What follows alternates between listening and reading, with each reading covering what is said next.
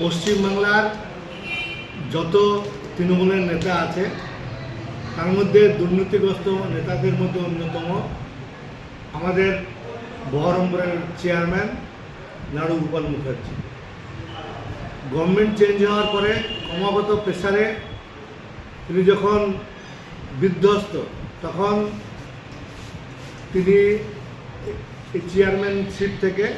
Resign দিতে বাধ্য হয়েছে এবং তিনি রিজাইন দেওয়ার কিছুক্ষণ পরেই আমাদের জাতীয় কংগ্রেসের নেতা ওয়ার্কিং কমিটির প্রেসিডেন্ট অধীর চৌধুরী, আমাদের প্রিয় নেতা অধীর চৌধুরীর এগেনস্টে একটা ব্লেম করেছেন যে তিনি তার কোনো সাগরেদকে দিয়ে ক্রমান্বয়ে ৭৩ থেকে ৭৪ লক্ষ টাকা পাঠিয়েছেন একটা ভোটের 2019-এর ভোটের সময়। তিনি কিছুদিন আগেই এই অধীর চৌধুরীকে ক্লিন চিট দিয়েছিলেন, বলেছেন যে ভারতবর্ষে যত নেতা আছে মুর্শিদাবাদের তথা এই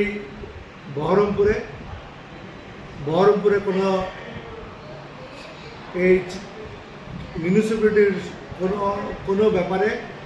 সবচেয়ে স্বচ্ছ নেতার নাম অধীর রঞ্জন চৌধুরী। সেই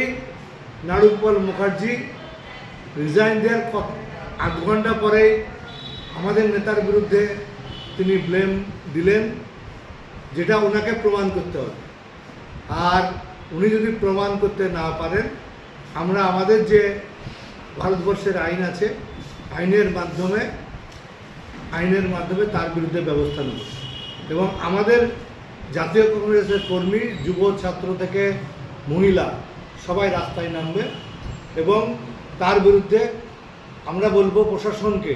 তিনি যদি প্রমাণ করতে না পারেন কঠোর থেকে কঠোরতম ব্যবস্থা নিতে হবে।